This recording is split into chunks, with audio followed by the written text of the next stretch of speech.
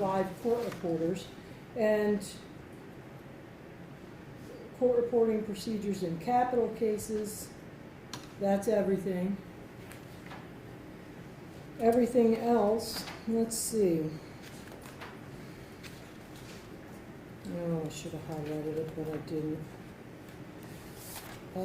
In a nutshell, trials in a second degree or less, not pretrial matters. So you're not entitled to a court report, a live court reporter every time. I'll just make that perfectly clear. According to the Administrative Order 2018-042, so if you feel you have to have a court, this is the official record. You can't even hire your own. It will not be an official record. She is expected momentarily, but I wanted to make that very clear. So we can do a couple little things before she comes in.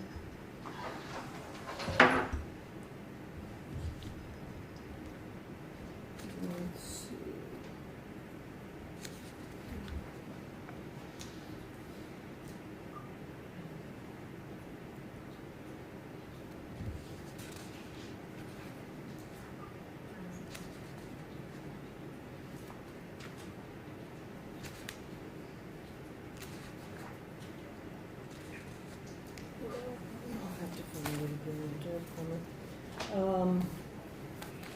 All right, first of all, Mr. Martin, thank you for your detailed notice of hearing. That was very helpful. And are all attorneys bringing their own electronic equipment? We are. Okay, I thought Mr. I don't know Escobar. what you mean by all electronic, but Well, like. for trial? Yes, for trial. I know you, I believe you brought something to We have the. the whiteboard, we have TVs, we have audio equipment. Yes, the only thing you might recall, I'm sorry for sitting down. That's okay. You might recall at the immunity hearing, we had some issues with setting it up so you could see, they could see, and everyone could see. It was a nightmare because we went from digital to analog and repeaters, and it was a mess. So I'm going to try to streamline that, but we may need help from the IT people again to coordinate that, which might require the court authorizing, if you will, both parties individually or whatever access to the courtroom with the IT people, so we can get this done in advance so we're not delaying anything. Of course, we won't need it during jury selection. Right. But we at some point, we're going to need time to electronically get the courtroom ready to go, and it's not just like playing a blue box in a DUI. Right. Right. So, yeah, we're going to bring all those stuff. You agree, Mr. Escobar?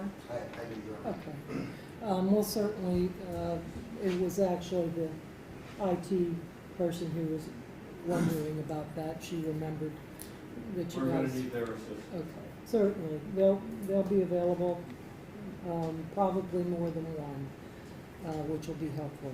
So we don't have this same issue that we do with the court reporting, but, it is what it is. So the other issue that I'm fine with talking about, actually, as I mentioned, anything pre-trial can be done with Blue Man, but I did ask about an area for defense to set up, and I got the best I could get, which isn't bad, hearing room 1 for the duration. And if you'd like, while we've got a couple minutes, we can walk around there and look at it if you want. We It's appreciate right that, here. Your Honor. Just the space is. Yeah, great. it's a decent space. It's got a table. You want to just walk around and we'll show them? Thank you. Let's go.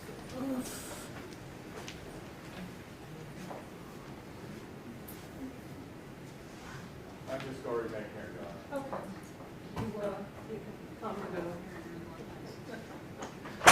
Maybe I'll just come see. Okay. It's right around the corner here.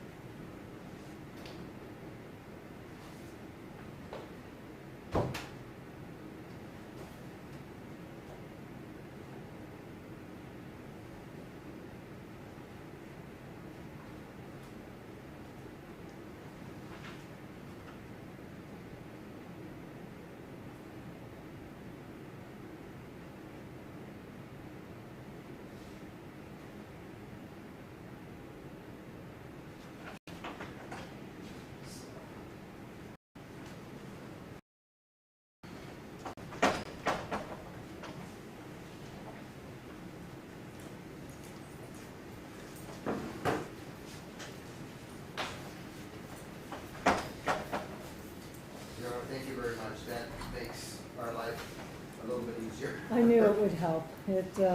Not quite as close to the courtroom as the last That's time, okay. but yeah. No big deal, as long as we, It'll be, yeah. I'm sure you'll fill it up pretty quickly. I think you remember the number of binders we had. I do. We still have those binders, by the way. I think I probably do too, so. Good afternoon, Ms. Vicki. Before you get comfortable, I know you're more familiar with this than I am. Where is the language that I'm looking for?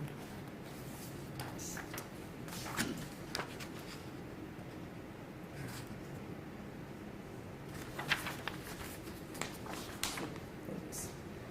All right.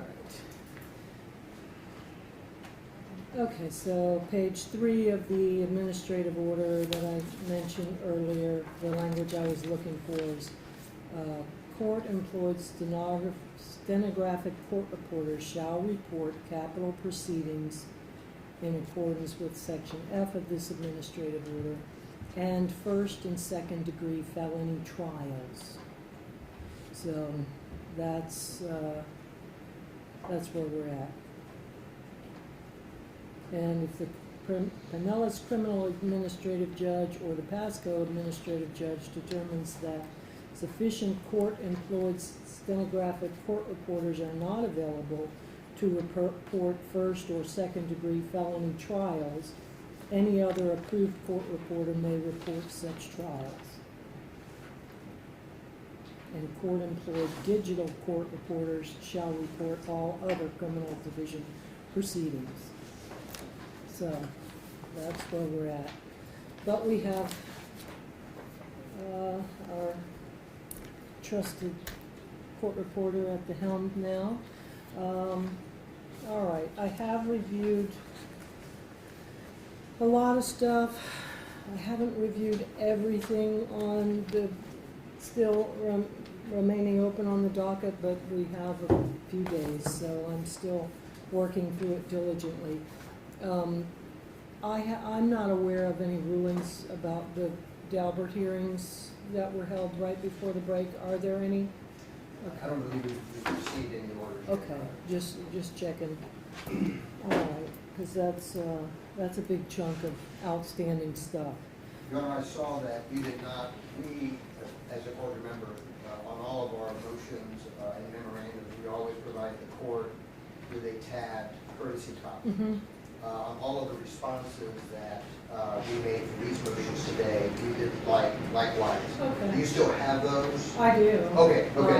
I just I want to do. make sure if you needed me to No. get you another. No, I didn't bring that today, because I don't know that we're gonna get to a lot of the things, I don't know, I've got it. Okay, I but just wanted to I make can- sure that you had them available. to you. I've been looking just on the docket though, and JAWS has come since we last were together, and I've enjoyed it immensely.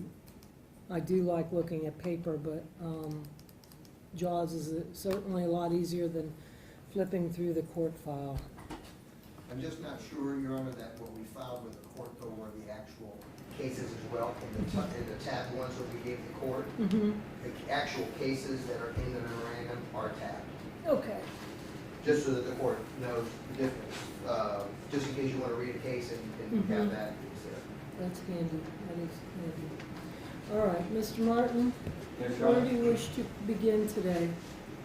Judge, I think if we can start with the judicial notices and the special jury instruction, I think that'll be a quick way to get started.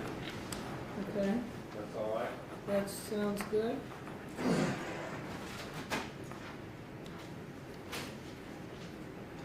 Judge, let me begin with the judicial notices. I filed 5 of them. Pursuant to the rules, I complied with all the rules, including giving notice and the specific statutes that I would like the court to take judicial notice of. Because I have complied with all of the rules, including filing the notice and giving notice to defense counsel, the rule states that, at least for the ones that I have for you, that you, it's a shall be granted. So I'm asking the court, I don't think we need to go through every one of them. You have judicial notice number 1, which is justifiable use of force, chapter 776. Judicial notice number 2, justifiable use of force, chapter 776.05. The first one, Judge, here, so you know the difference. Judicial notice number 1, justified use of force is 776.012. 012 is the stand your ground. 776.05 applies to law enforcement officers. I then filed a judicial notice number 3, asking the court to take judicial notice of the immunity hearing transcript, stand your ground motion, volumes 1 through 19, which you presided over. Judicial notice number 4 deals with several administrative codes dealing with maintenance of an officer's certificate to be a law enforcement officer, the law enforcement officer firearms qualification standard, and how the implementation of the Federal Law Enforcement Officer Safety Act of 2004, you might heard it referred to as an HR 218. But Florida, each state gets to interpret how they're going to administrate it. So those are the 3 there.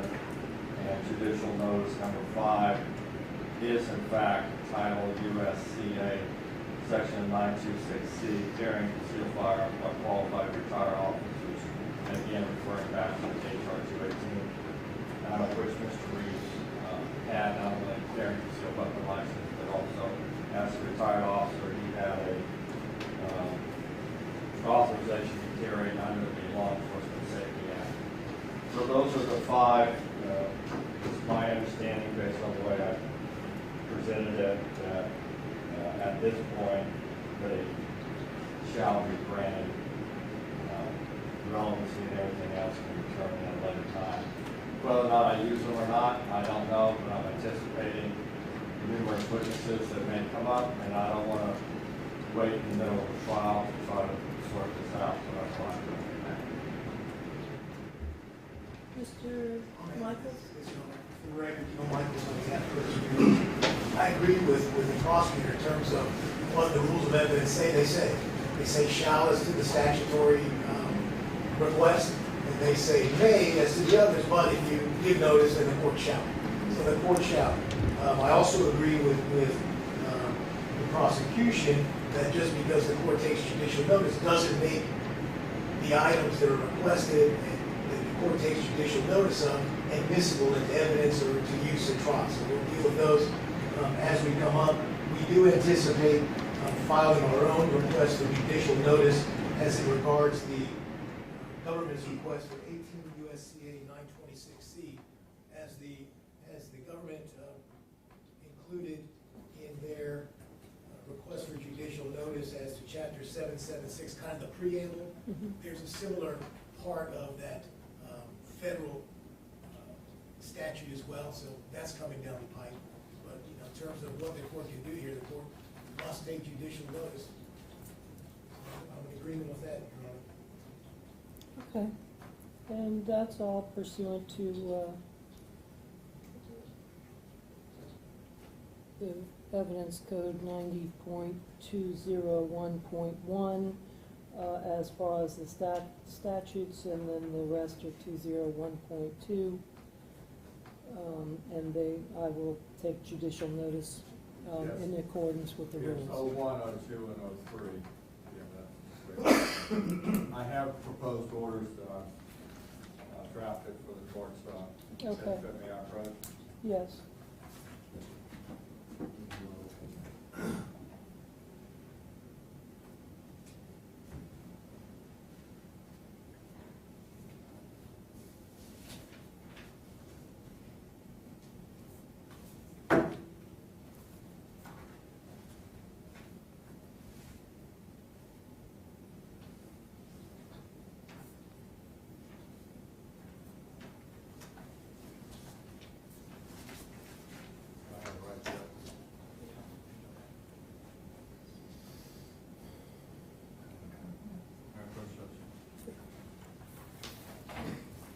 Okay, and before we move on,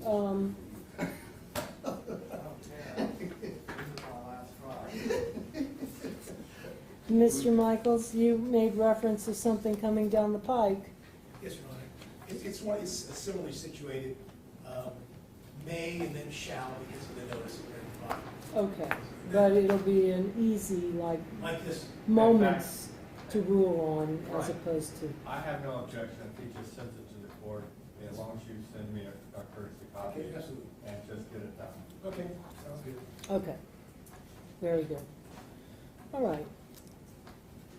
On your, what next, Mr. Well, Martin? Judge, if you don't mind, once you sign those, Mhm. if you wouldn't mind returning to me, I'll conform all the copies, get them to the parties, and I'll have my office file them in the clerk's office.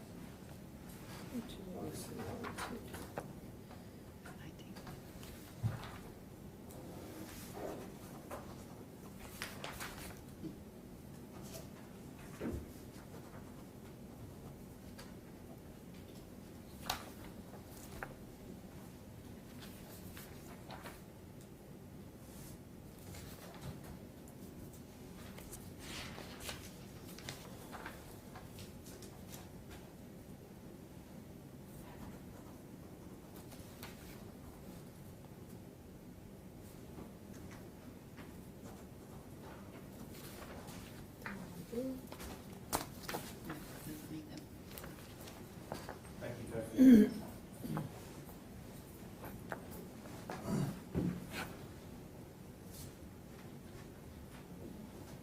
Judge, the next one, if I could suggest to the court, I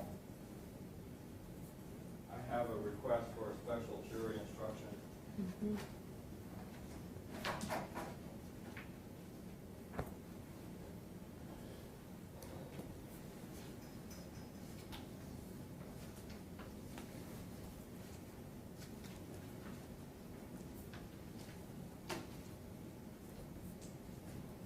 Judge, in this particular case, there was a firearm used, Mhm.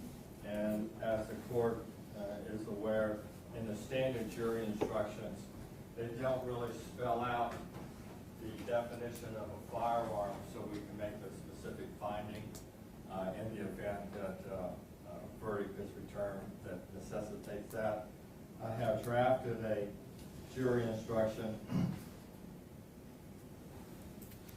that tracks the language of Florida statute 790.001, paren 6, 2014. And basically that's where the definition of a firearm is. So I'm asking that as being a special jury instruction in the event that the jury feels it necessary to check the box that a firearm is used. There is not a definition in any of the standard instructions? Not that I'm aware of. They keep referring back to 790.001. Okay. Over the years, I've just done up a special so that they know what it means. Okay, let me see it. Excuse me, Your Honor. Let me see your Oh, proposed. sure.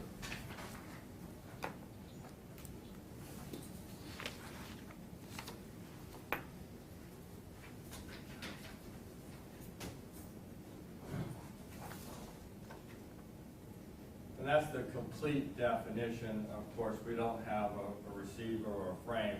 Basically, what we have is a finding that it is designed to expel a projectile by an explosion. That's what's relevant here. We don't have just a frame or a cylinder or anything like that. But I didn't want to do anything other than just track the whole statute. Any Judge, objection? we don't have any objection over that, and I, throughout the course of the trial, we haven't gotten together with jury instructions, but it's my understanding that Mr. Michaels was contacted last week concerning that particular issue. So I think that, in the next week or two, we're gonna probably have some proposed special jury instructions as well, and maybe even, during the trial, depending upon what facts come out, there may be some special jury instructions that we're gonna request. So I just want the court to know that that is possibly a topic that's gonna be coming back up over and over. All right, and I'm sure you're all well aware of the significant line of cases regarding special jury instructions. We are well. Okay. Yes. All right. I know we've got some hurdles. Yes. Okay. And if you would hand that back to me, Judge, I will file everything with the clerk's office and Okay. conform copies to Very good. All right.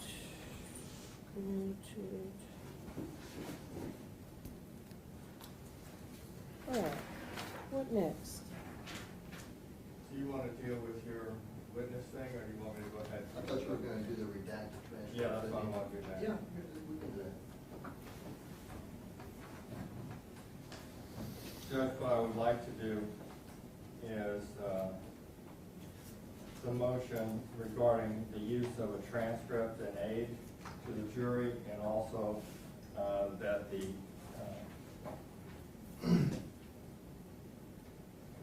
statement by Mr. Reeves to law enforcement be redacted. So it's kind of twofold. I'm asking to redact some of the non-relevant parts of the statement, and then once the court rules on that, to use a transcript when we play the statement that will be used by the jury. Of course, they'll be collected up and they can't take it back.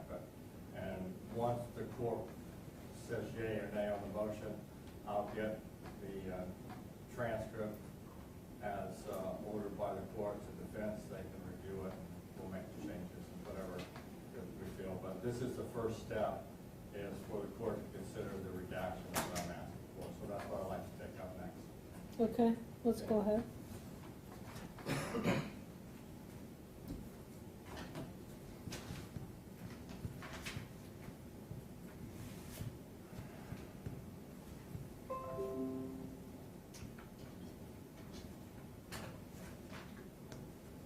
Judge, you have a copy of the motion. The reason I ask is what I did is I attached the redacted part to the motion, and then in a separate exhibit, so it's easier to curl out what I'm asking to take out, I put in another exhibit everything that was taken out, so you can readily see what was taken out.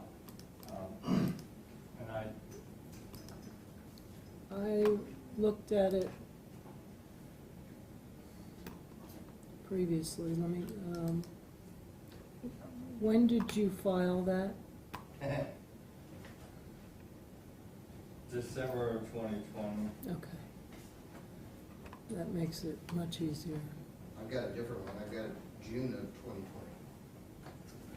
2020. It was actually filed, I got the stamp.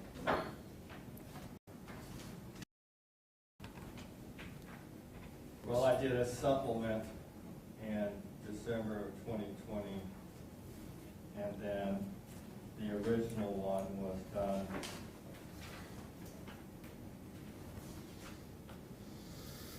January 13th in 2000. I'm sorry, yeah, June 24th of 2020. So there's a state motion to use redacted transcript, and then there's a supplement that has the exhibits to it. Yeah, I don't have the, you sure you filed that? It has all the, Well, I've got that as well, this one. This one came with the attachment.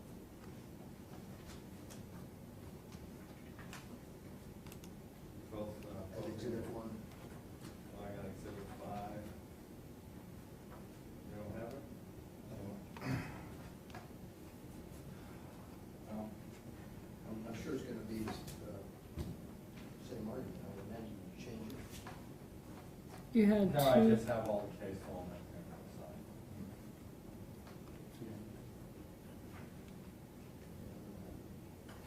Okay, well, you want me to copy everything for you tonight and get you, so you can have it tonight, I'll argue it tomorrow? Yeah, we can argue tomorrow. You wanna do that? Let's do that. all right, so what am, Your Honor, did you find it in the actual file? What date was that? the exhibits are Exhibit 5 and 6. The redacted is 6 and 5 is the original. That is filed secondary to the motion, supplement to the motion 12/1/2020. 12/1/2020. Mm-hmm. Yeah, let's do that. It may be, you know, And the, we filed a response, so. let's see, I don't think that the argument's gonna be any different, it's. Your I'll first do motion, whatever you your want. first motion didn't have any case law at all. Yeah, I have case law. Okay. Do you want that? No, just give me the motion and we'll Well, the motion doesn't cite the case law. is it your supplement does? I saw Well- case law in there. The supplement just has exhibit 5 and 6. Well, that's supplement 2. Right. Let me get back to it. Supplement 1, I'm almost positive I saw case law, but I may be wrong. Yes, you have several. There's a supplement number 3 that has 1 case. Did you get that? No, that's, we didn't get any of those supplements. Okay. So, well, if you just get those to me, you know, All right. we've done a pretty robust, response to this motion, so I'm sure that we've got most of the case law, if not the All majority right. of it. And when did you do your response? Did you do it initially? Our response, was done, Your Honor, on September 17th, 2020.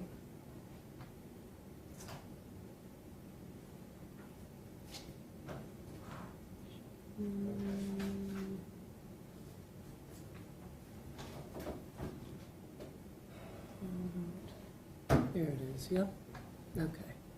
All right, I have an extra copy. It doesn't have case law or anything attached, but it has the response itself. If you'd like it for a jumping off point, it's up to you. Okay, All right. that's I fine. brought in, I'm always happy with paper, I can, Aware that this is hearing live streaming. Okay, well, I just need to make sure you how know about that. we move on to something else? Thanks.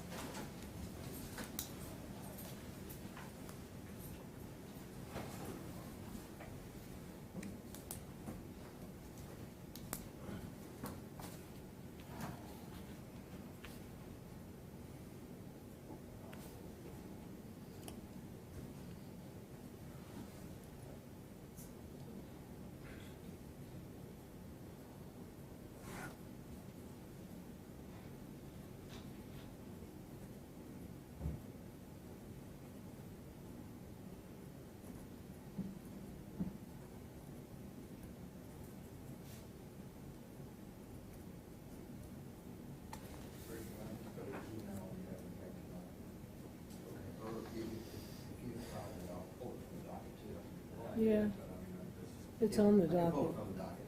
I'll give you a list of all the cases on this. You've got my response. Yeah. Yeah. All right, let me just write these down for my ease. We've got the original motion. You filed a bunch of stuff June 30th. I'm assuming it's in there probably. Maybe not.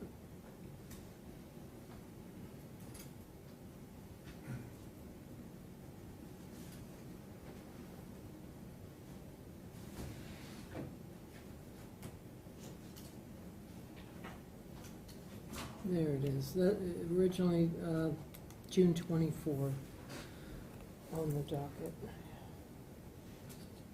Yeah, what I did with the first one, I just filed the transcript of the first and second. When I did the other one, I actually highlighted so everyone could see what I was talking about, just to make it easier. So that's it. Okay.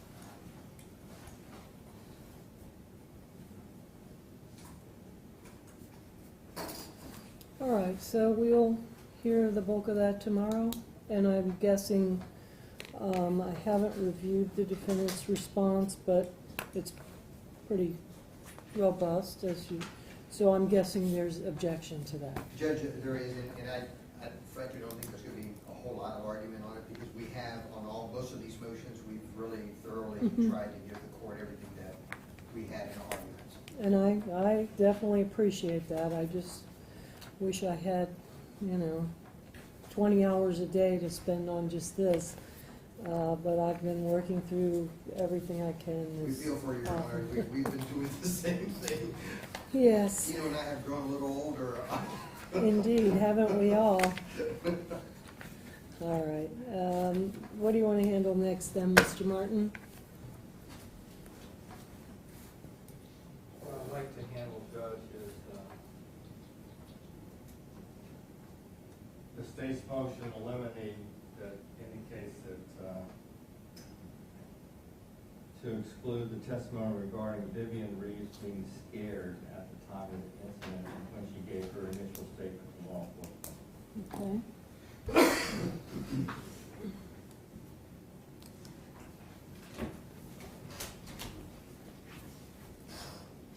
And does the court have a copy of the state's? I do. It was filed on June 24th of 2020. Your Honor, do you have a copy of the defendant's response? I have it on the docket, but if you've got a copy handy. This is the motion limited to exclude testimony regarding Vivian Reeves being scared, is that right, Mr. Yeah. Yes. Okay, thank you.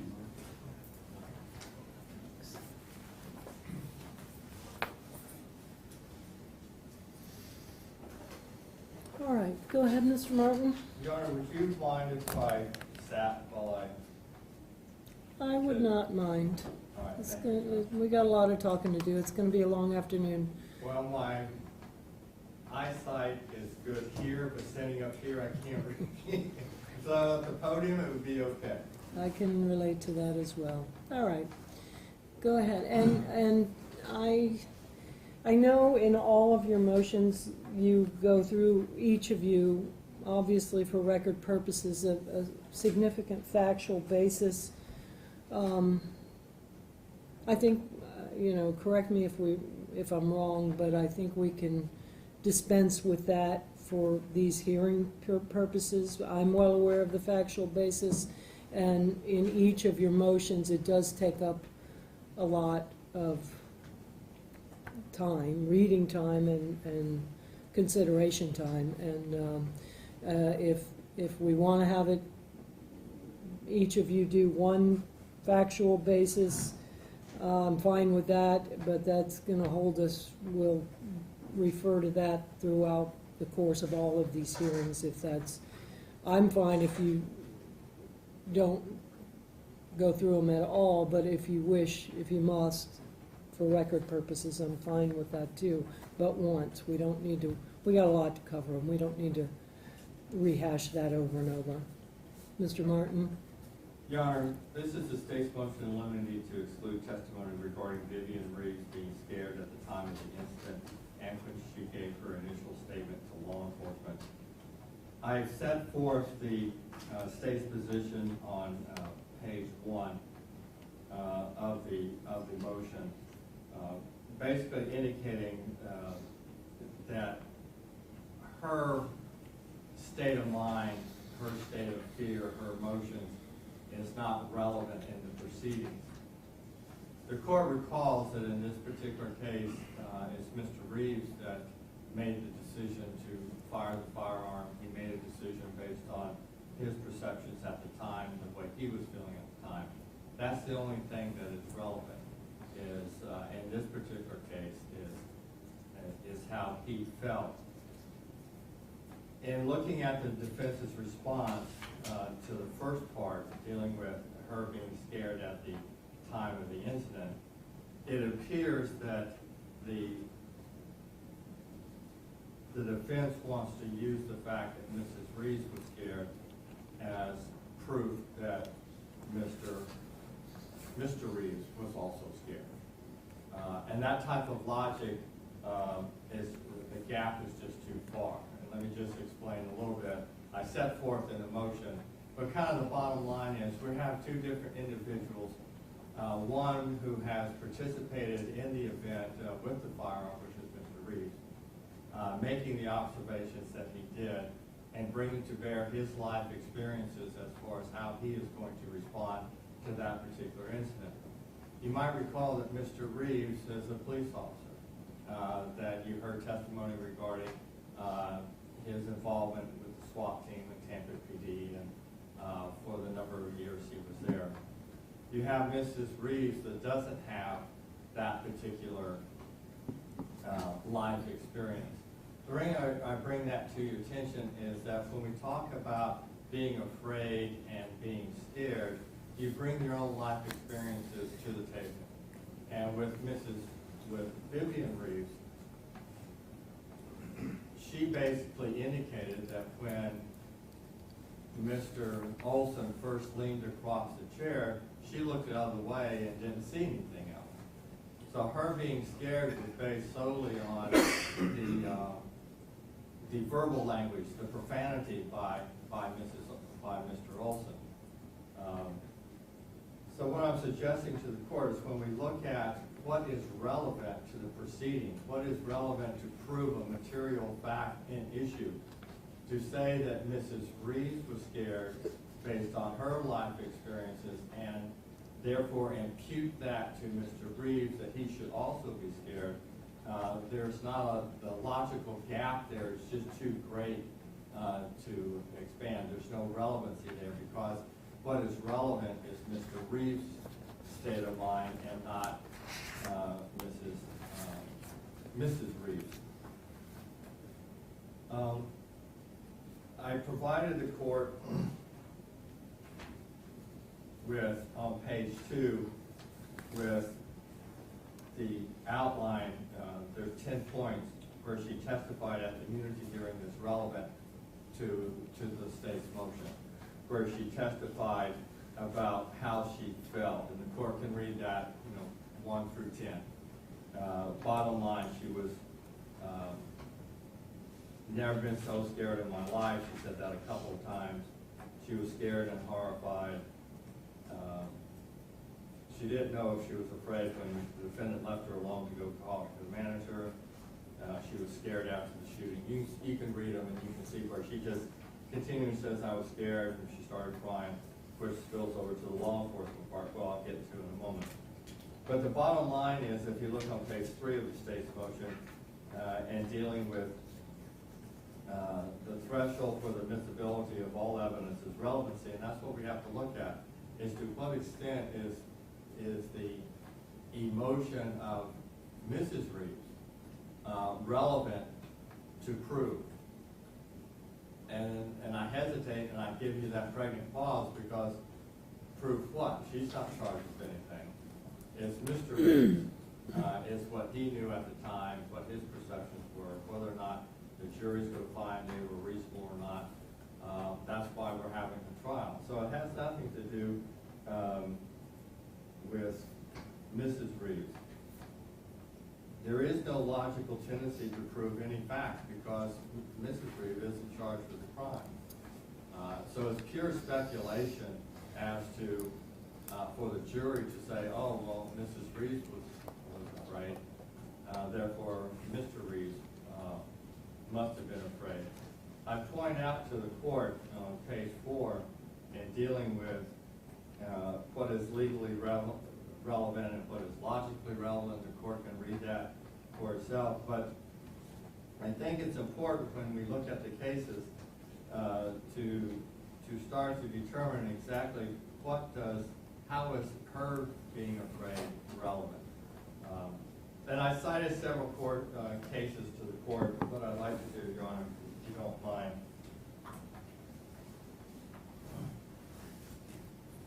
Let me just do this real quick.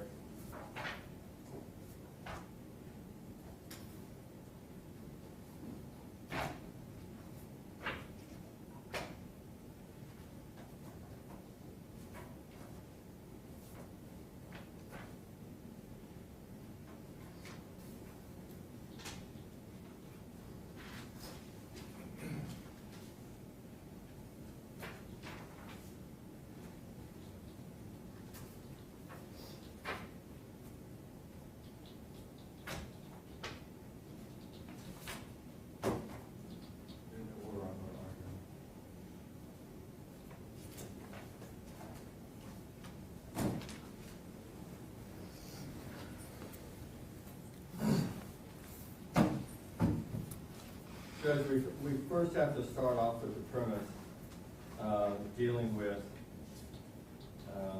what is relevancy, and I offer to the court the case of Hitchcock versus State, 413 Southern 2nd, 741. It's a Florida Supreme Court case. And if the court would look, and on page 4 down at the bottom is the easiest way to find it. The court indicated the person seeking admission to the testimony must demonstrate why sought-after testimony is relevant. And that's what is void here. There is no logical relevance to the testimony that's been proffered by the defense. They have failed to meet their burden to demonstrate why it is in fact relevant. They simply want to say, well, if one person is scared, the other one has to be scared or afraid. So I suggest to the court that that's the first thing to look at. Has the defense met the threshold, and is that a sufficient threshold? Is the defendant scared, therefore the defendant is scared?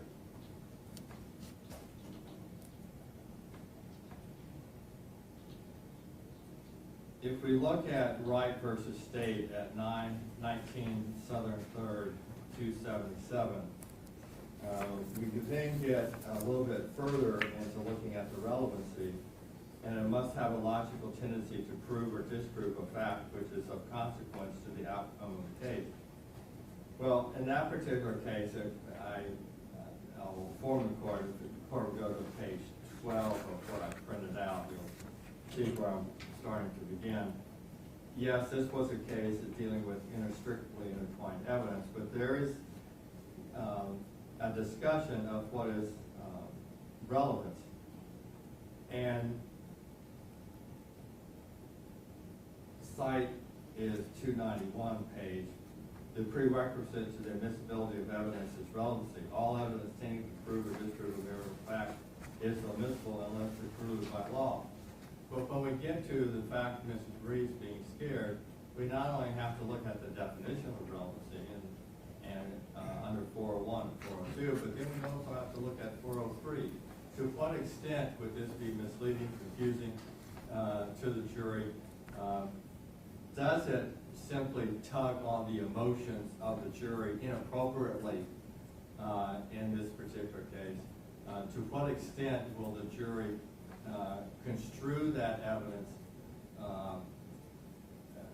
once they hear it?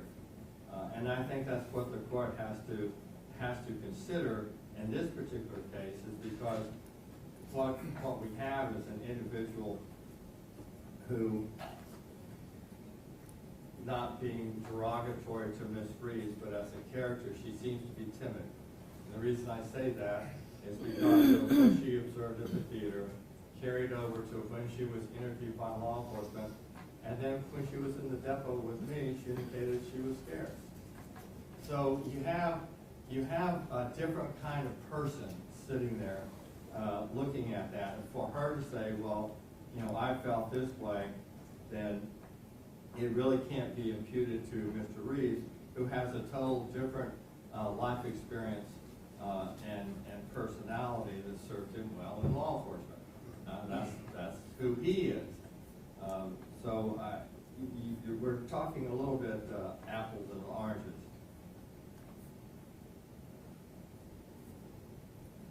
When we look at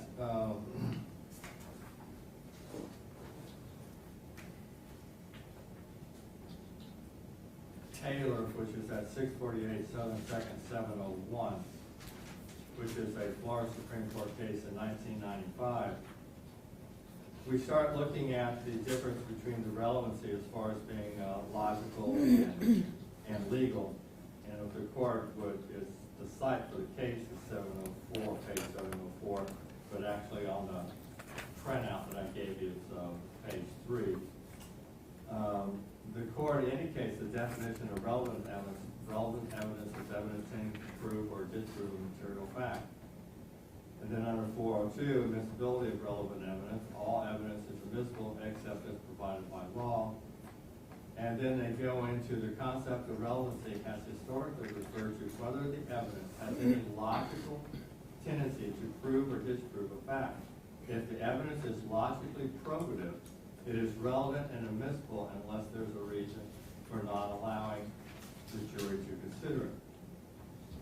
And that's twofold, Judge. First, there is no logical tendency to prove or disprove a material fact because of the gap between the two individuals. Then the reason it should not come in is under 403, where it would be misleading and confusing to the jury as to what they're to consider as to whether or not the defendant's actions was reasonable given the totality of the circumstances. And I'm going to use some of the language, if you will, Judge, on the jury instructions 3.6 parent F. And the court's familiar with it. You've done the self-defense cases before, but that's what we're talking about. We're talking about based on the totality of the circumstances. So it's confusing and misleading to the jury to offer up Ms. Reeves to prove that when it's the defendant that has to, is the defendant that the jury will consider whether or not his perceptions at the time were objectively reasonable. And so that's where the 403, that's where it becomes confusing and misleading.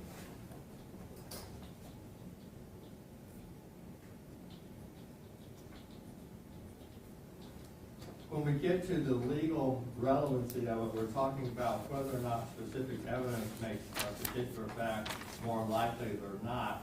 And I would refer to the case of Sims versus Brown at 574 Southern 2nd 131, a Florida Supreme Court case, 1991. And we're looking at the site page 134, but on the printout that I give you is page number 3 on the right-hand column. The court indicated to be legally relevant, evidence must pass the test of materiality, bearing on a fact to be proved. Competency, being testified to by one in a position to know, and legal relevancy, having a tendency to make the fact more or less probable, and must not be excluded for other countervailing reasons. And that's what we have here, Judge. We don't have the logical relevancy, nor do we have the legal relevancy, because her state of mind doesn't tend to prove or disprove any material fact.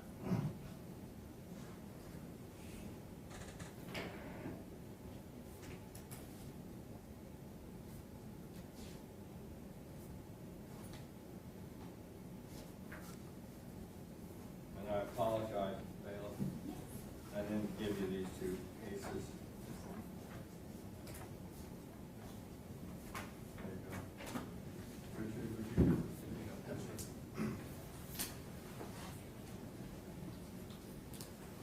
Judge, in dealing with relevancy, one of the things I pointed out, and we're looking at, and it's relevant under the standard jury instruction 3.6 parent F, justifiable use of deadly force.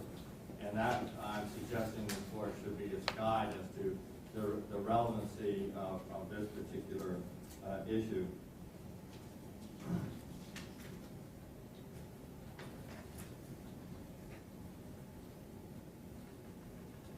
I indicated on page 5 of the motions the determination of reasonableness. The court can read that, being scared and being afraid. I will point out that on page 5, citing back to the immunity hearing, where she says, here Vivian Reeves testified the profanity of Chad Oulson scared her, and she was scared by the language of Chad Oulson. She did not look his way and testified she blocked out everything from the time Chad Oulson leaned over his seat until the shot was fired. So when we're talking about her perception of what she saw, what triggered her being afraid or scared, is strictly a snapshot that is not comparable to what the defendant is. So when you take her own timid personality, the fact that she did make certain observations, chose not to look at other observations, clearly the jury would be confused with what standard are we going to use to determine whether or not Mr. Reeves was in fact afraid. Do we rely on Mrs. Reeves, the fact that she only became concerned and quote scared because of profanity, or we have to look at everything? So that's kind of the problem we have when we talk about extrapolating one person's emotions and to prove another person's emotions. And that's where the gap takes place.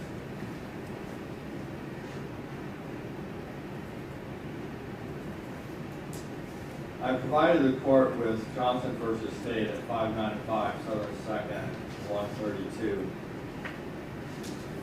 Referring to the site page 134, which is page 2 of the handout that I gave you over to page 3. The threshold test for admissibility of evidence elicited on cross-examination instruction.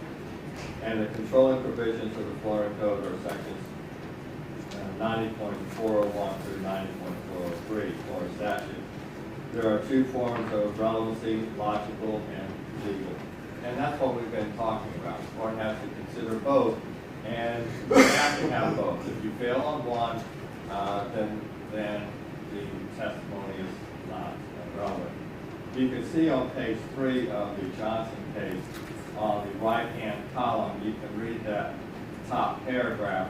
Again, we're talking about the relevancy of a fact to the issue being tried disorderly, a question of logic rather than one of law. Logically relevant evidence is evidence tending to prove a dispute with a material fact.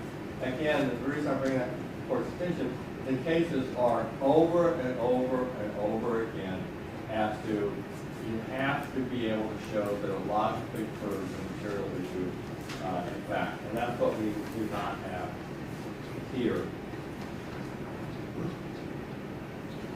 And the case of Jones versus State at 32 Southern 2nd 3rd 706, a 4th DCA case in 2010.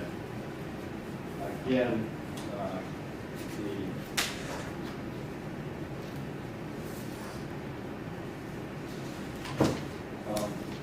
on page 5 of the handout that I gave you, again, the courts continue to indicate that the relevant evidence is evidence tending to prove a disputable fact.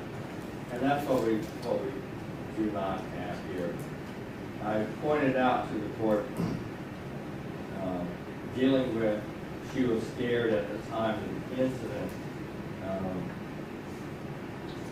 is strictly being offered to bolster, if you will, the credibility of the defendant, saying, my emotion was this, whether he said he was afraid. I think you heard his statements when we played up. He was scared. Well, okay, so anyway, so he indicated, but that's what that's the substance of the testimony is. They're bolstering that when there's no logical gap to prove anything, when you can't prove someone else's emotional state by someone who's not in the same shoes. So there is no logical relevance to the testimony. You heard the testimony during the immunity hearing. The jury very well could proceed and find that Mr. Reeves was not, in fact, afraid because of the conduct that he took place and the statements that he said. At least people testified that he said, "Throw popcorn in my face, will you?" No words to that effect. So that's where we're at with that part of it. The second part is she made certain mistakes, if you will, at the time of the law enforcement statement. That and during the immunity hearing, there was some anticipatory rehabilitation. Well, do you remember saying this? Do you remember saying that? Which is on page 6 and 7. Let me get a response. Oh, you want to do the first yeah, part? Okay. Because the second part is a completely separate issue. Yes, ma'am, it Deals is. with Mr. Reeves, but separate issue. Mr. Michaels? If we outline detailed response in our response, so that I can respond to what the prosecutor is verbally telling the court, let me start by talking about this whole idea of relevancy. The state's trying to make it seem like in order for something to be relevant, it has to be rock solid, 100% provable. That's not what relevancy is about. The state's trying to try this case in a vacuum. In our response, we quoted Earhart. Earhart talks about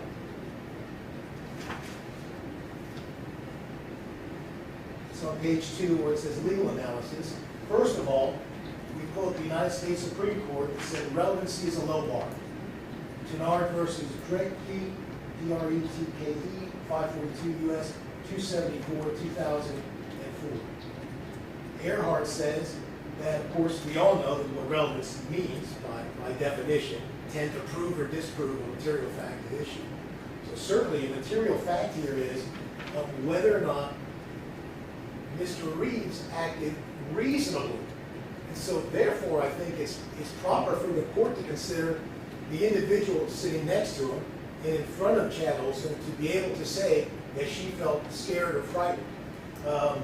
What Earhart does, it's the 2019 version, so I think he's only doing it 1 every 2 years now, but at any rate, it's at page 159 of that volume. He cites Johnson versus State 595, Southern 2nd 132 on page 134, first DCA case from 1992. The threshold test for admissibility of evidence elicited on cross-examination is evidence, is relevance. There are 2 main forms. As the prosecutor rightfully, correctly tells the court, there's logical and there's legal. But also, what Earhart says is that to be relevant, the evidence must have a tendency to establish a fact in controversy or to render a proposition more or less probable. And so we don't have to do the high jump here. We just have to step up to the curb. And clearly, that's what this tendency is eliciting. Now, I know that Mr. Martin talked about apples and oranges, and that's interesting because all these cases that he presented to court have no factual basis that's similar to what we're looking at in this particular case. In our motion, though, we do cite several cases that deal directly with this issue. For instance, U.S. versus Price, 369 Fed 416, 4th Circuit, 2010. Court did not err in allowing witness to testify that they were scared, nervous, shocked, and terrified during a bank robbery, as courts routinely admit such testimony is probative of intimidation. That's really what we have here. We have witnesses. We don't have alleged victims in those cases. It's proper to allow them to testify that they were scared, et cetera, et cetera. United States versus Burnley, 533 Fed 3rd, 901 at page 903, 7th Circuit, 2008. In this case, it was proper to, for the teller to testify how she felt. And it was probable of whether a reasonable person would have been afraid under the same circumstances, even though the ultimate standard is an objective one. Same case that we have here. We have United States versus Caldwell, 292, Fed 3rd, 595, down to page 596, the 8th Circuit, 2002. Whether the defendant's actions did induce fear is not conclusive, but is probative of whether his actions were objectively intimidating. And so, these cases, these are the apples. The cases that are presented by the state are the oranges here. And there aren't just federal cases. Here's a state case. It's Bryant versus State, 154 Southern 3rd, 1164. Did you get a copy of this one? No.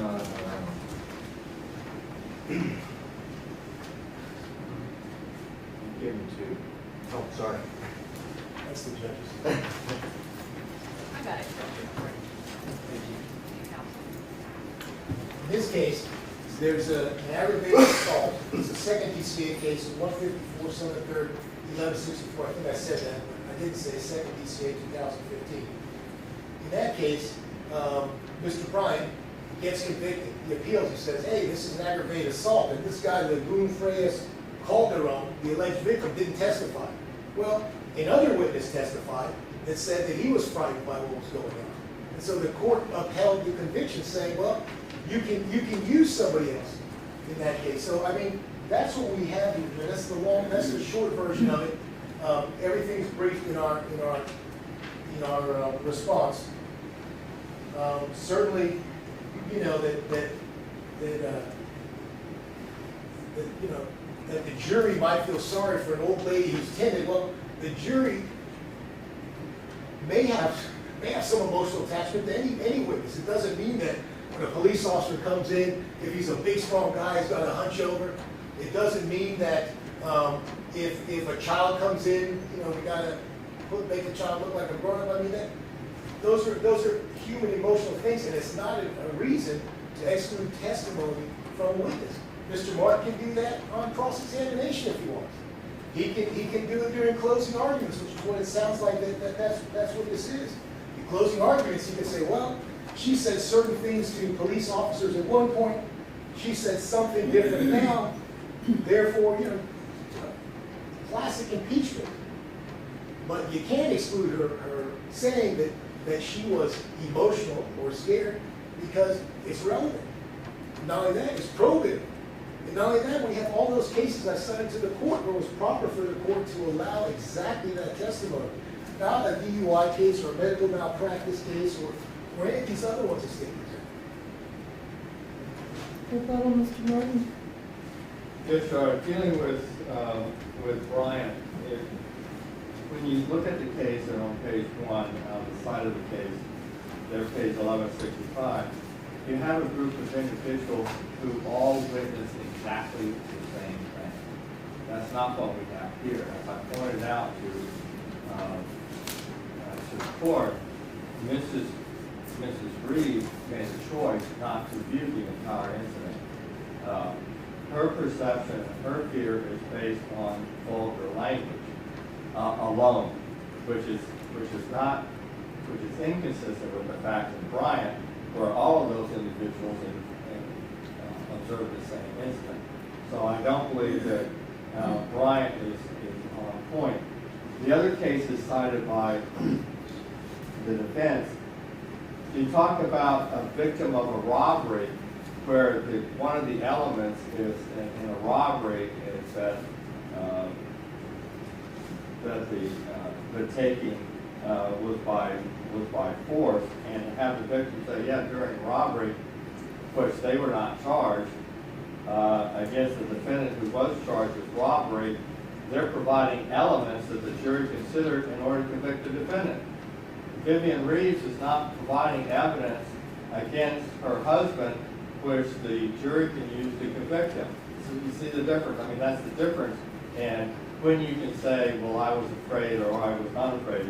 Same with the other federal cases cited by the defense. You have a situation where the fear factor, if you will, by a witness was being used as logical, relevant evidence to prove an element of the crime of a forcible robbery.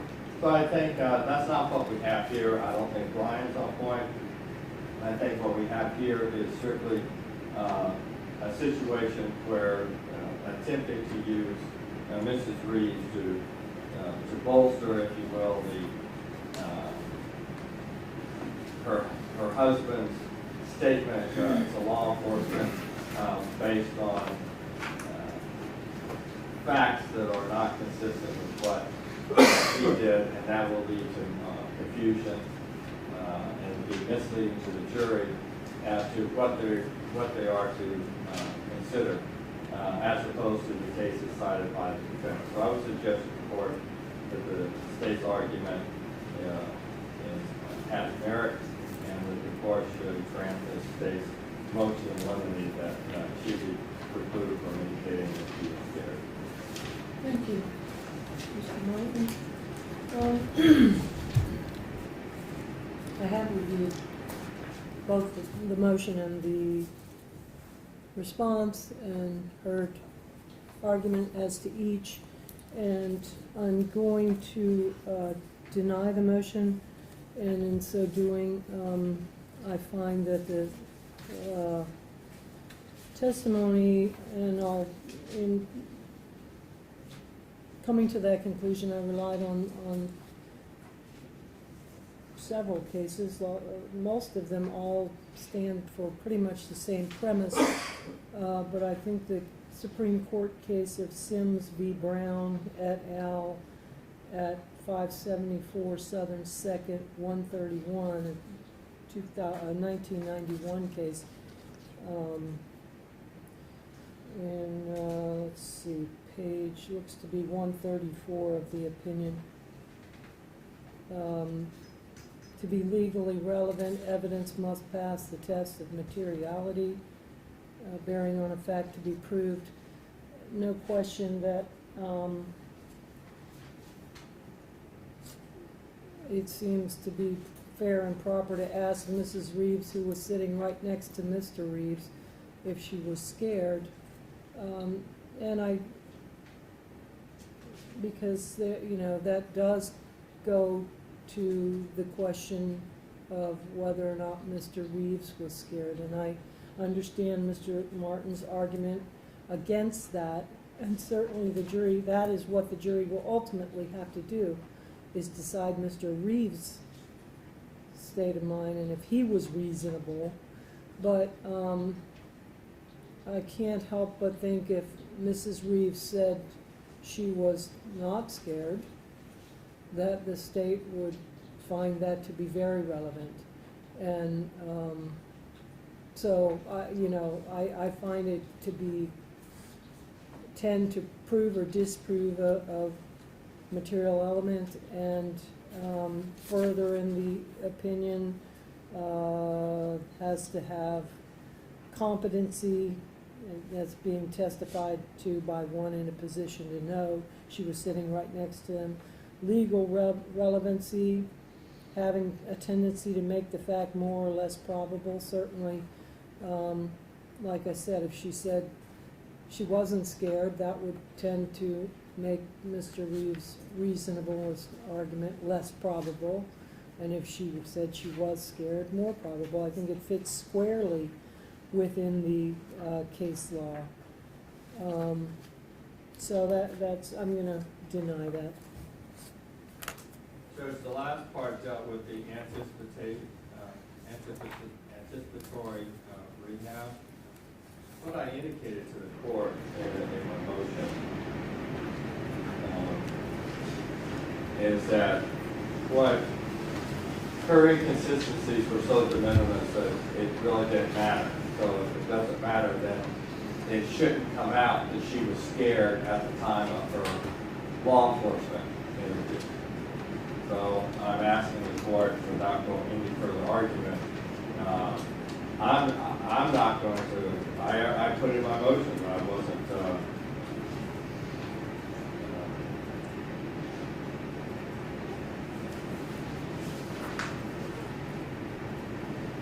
on page 6, that if the court rules that they can't get out of the fact that she was scared at the time of her law enforcement interview, then I would waive that type of cross-examination. I have the case law of Bell, which I know it's not even dicta, it's a concurring judge indicating that that type of anticipatory rehabilitation shouldn't be allowed if other party waives, crossing on it. So, but I mean, if the court's going to allow, that she was scared at that time, at the time of the incident, then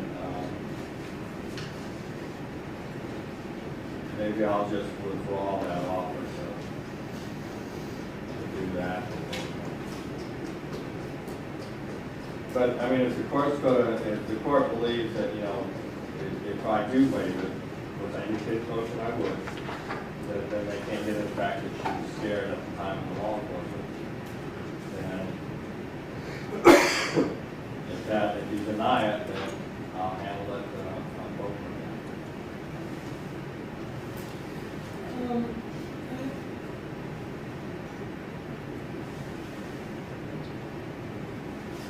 Run that by me again.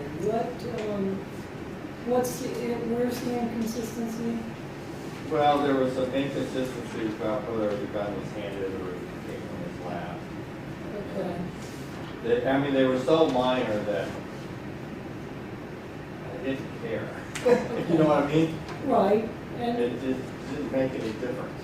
that, I'm typically of that opinion when it comes to very minor inconsistencies. There's, often I might be in the minority, but, whether a object was beige or brown, typically doesn't need to be beaten to death and impeached. If I may, Uh-huh. I think what Mr. Martin's getting at is during the community hearing, what I did was in anticipation of Mr. Martin maybe bringing up those inconsistencies and impeaching her because of the slight differences, I brought it out. And so in front of a jury, I might choose to do that. So that he'll get up there and say, well, he said it's blue, it says brown. And, the whole point is, saying getting into her state of mind at the time she gave various statements. I think that's certainly reasonable. That's like asking the victim of a sexual assault. Well, you didn't tell him you had gloves on that day. Is there a reason for it? I was scared or whatever. So I don't think that's improper. And I know that I wouldn't take any offer of Mr. Martin to weigh that sort of cross-exam in order for me to not be able to talk to him. So I don't know if it's much of an issue. Well, yeah, so what? how do We're we- going to trial in 2 weeks, so whatever you rule, we're rolling.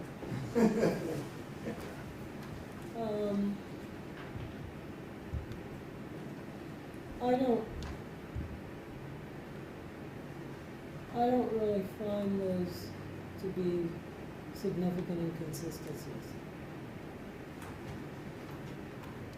What Mr. Michael wants to do is keep getting out the fact that she was scared here, she's scared here. Well, that's why I pointed out, she said she was scared when I was taking her depo.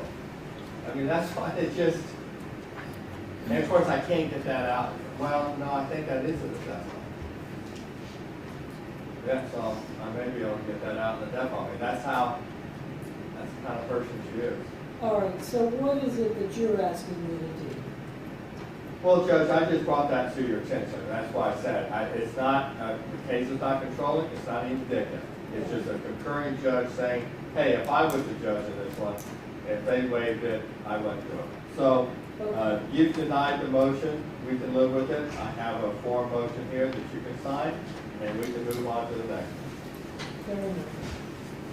So, but as to that issue, you're willing to waive? I'm not waiving it now. Okay, okay. You denied it. Okay, so I'm there, that's what I just want to clarify. So, Yeah. you can ask and you can. Yeah, Martin said, hey, if you say, the court says that we can't bring out that she was scared, then I'll waive. Okay, okay, I got you. But since the Okay, court but said, okay, I she's scared, agree, said you can. Okay, because that way then I can't bring out that she's afraid, and that's why she made different statements. right, So what, Mr. Martin was gonna waive it, okay. so I could do that Gotcha. based on what a concurring judge suggested he would do if he were in the trial.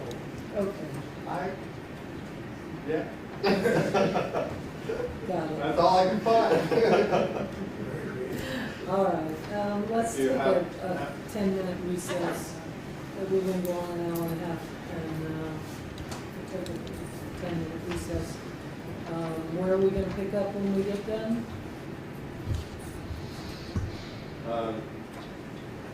Oh, state's You motion. granted. I, Hey, I think we need to get these orders over here. I could print up another one and bring it tomorrow. well, all right, I got it covered right here. Don't worry about it, we got the court reporter. Yes. I see her fingers really moving very fast. Yeah, it's the written order of this. Yeah, exactly. Actually, in sentencing, it's the oral pronouncement. Well, that's true. So, Okay. all right, Mr. Martin, what are we gonna do? Well, you're gonna take a 10-minute break, I'm Uh-huh. gonna clean up my desk and we'll pick it up. Pick it up, okay. Let's Thank you, take a Joe. 10 minutes. Morning recess at 10. Mhm.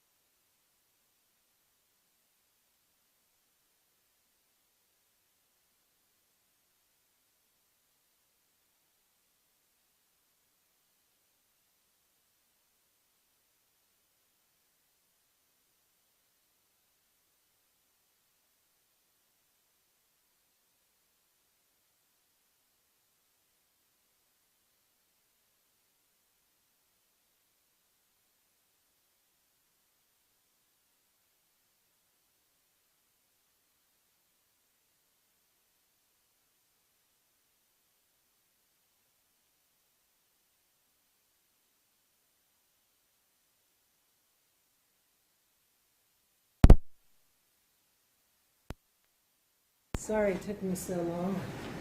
Being duty judge, of course, I had emails and emergencies, phone calls, but they're all taken care of. All right. Mr. Martin, we're back on the record. What do you want to take up next? Judge, along with the motion that we just did, there's 4 other motions to deal with relatives. The case law is exactly the same. There's no reason to read it again and go through it again. The only thing I'll do with each one, I'll put on the record that I will rely on the case law that I previously provided to the court. Okay. So I think we can streamline these next 4 to get right down to the facts, the case law, and so that's what we'd like to do, if that's okay with you. Fantastic. All right. The next one is the state's motion ad limine to exclude the testimony that in December of 2014, the defendant fell on broken. All right. Do you have that one up there? I just clicked off. No, I can provide it to you. Okay, thanks. Did you ever the exhibit? You want to give me to it? Yes, she doesn't have it. Yeah, I've got it. I can pull it up right here. And now I've got the defendant's response. And I had it up, but I just clicked on the wrong thing. That's not what I want. But I'll take this.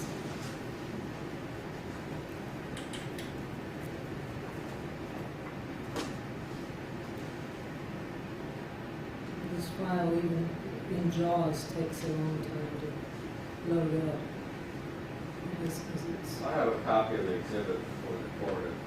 I the would give it exhibit back. being the transcript. Yes, this argument's not going to take that long. Okay. Do you need it to argue? Won't take long to argue. Okay. I'll take it. Yeah, go ahead and proceed. Uh-huh. Judge, in this particular motion limited, you might recall during the unity hearing, Jennifer Shaw was asked if she was aware that her father had fallen, and at that point the state objected. I provided you the transcript from that hearing where we argued whether or not something that occurred in December 2014 when the offense was in January of 2014, to what extent that was relevant. And if the court were to take a moment to refresh the court's memory as to how you ruled, but the bottom line is, after argument from counsel, you indicated that, I think your words were, you got it, I don't need to hear stuff, but it took place afterwards, and you sustained my objection. I'm asking you to do the same thing. That's right. It was after this, as I recall, after the shooting, the January 13th, that he broke his hip. Is that correct? It is. Okay. Yeah, I still feel the same way. I get it, the testimony of Dr. Bedard about self-efficacy, and I know that's where you think the relevancy is, but Judge, if I may just make some argument, because we've got some cases that are on point. okay. That the court, I think, should consider. This case is somewhat unique because of the fact that the jury has to, number one, stand in the shoes of Mr. Reeves. In other words, it's not Rick Escobar determining for Rick Escobar whether it was reasonable to pull that gun and fire that gun. If I was a juror, I've got to stand in the shoes of Mr. Reeves. I've got to stand in the shoes of a 71-year-old, so I've got to figure that into my equation. I've got to stand in the shoes of Mr. Reeves as a 27-year decorated veteran that started the first SWAT team for the Tampa Police Department and all of the courses that he took on use of force. I've got to stand in the shoes of Mr. Reeves being 71 years old and having the degenerative changes to the skeletal systems that Dr. Foley testified that, remember, Dr. Foley didn't say these happened just now. They were long-standing degenerative changes to the skeletal systems. I've got to stand in the shoes of Mr. Reeves as the head of security for Busch Gardens, dealing with similar places. Busch Gardens is a place where individuals come and entertain themselves in that facility. This is not much different than someone going to a theater, because you have masses going to a theater, entertaining themselves, and what can happen at these places of entertainment. And so, because of that, it is very, very relevant and very probative to be able to prove that Mr. Reeves' perception of vulnerability, that his perception of vulnerability was accurate. And if you look at the cases that we cited, we did a pretty robust response on this particular issue because it is so important, frankly, to the court. And in this case, if you look at the legal analysis that we spoke to, first of all, I think Mr. Michaels was correct when he argued in his motion that the issue of relevancy is really a very low threshold. In other words, we don't have to meet a high threshold in order to be able to introduce evidence in a criminal case, especially a defense case. Because as the court knows, the Supreme Court of the United States has bent over backwards to say, hey, listen, if someone is charged with a crime, you've got to do whatever you can to allow that defendant to actually prove his defense in that allegation. And so when you look at this Tenard case, which is a U.S. Supreme Court case, and I'd ask the court to read that case because it is a very robust case dealing with this low bar and what happens in these particular cases and what we should be looking at. But most importantly, on page 5 of my memorandum, you will see that certainly there is a section at the very bottom of page 5 talking about subsequent events, because for some reason, you know, there's this general perception out there that if an event happened after the accusation, that you then can't use that event because it's not relevant.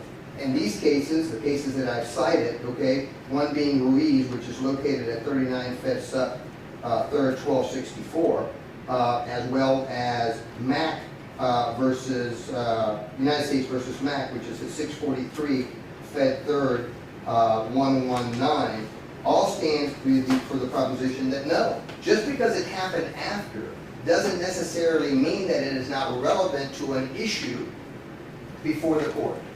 And so you can see that in the Ruiz case, there were subsequent violations of the liquor laws. And the government sought to introduce those particular subsequent violations in order to show the intent of the individual that was being accused. And the court said absolutely, because it is relevant to that particular issue. Despite the fact that it happened after, it is still relevant to that particular issue, considering obviously that low bar. Likewise, Your Honor, in United States versus Mack, which is at the very bottom of that, again, the government was prosecuting someone for drug sales. And in the fact that these sales occurred after the fact was relevant and admissible to show the state of mind, that being the intent of the defendant in the prior sale. And so just because this particular injury occurred after the fact does not make this excludable. And let's talk about why. Certainly, we all know that as we get older, as part of the aging process, we've got individuals that become more vulnerable. There's a reason why in the state of Florida, if I was to punch Dino right now in the arm because he's under 65, it's just a battery. But the minute that Dino becomes 65, if I do that same act, that's a felony. Because the law in Florida has recognized that individuals that are older are more vulnerable. And so remember, throughout this entire defense, we're trying to determine and trying to prove, myself and Mr. Michaels as part of the defense, that it was Mr. Reeves' reasonable belief.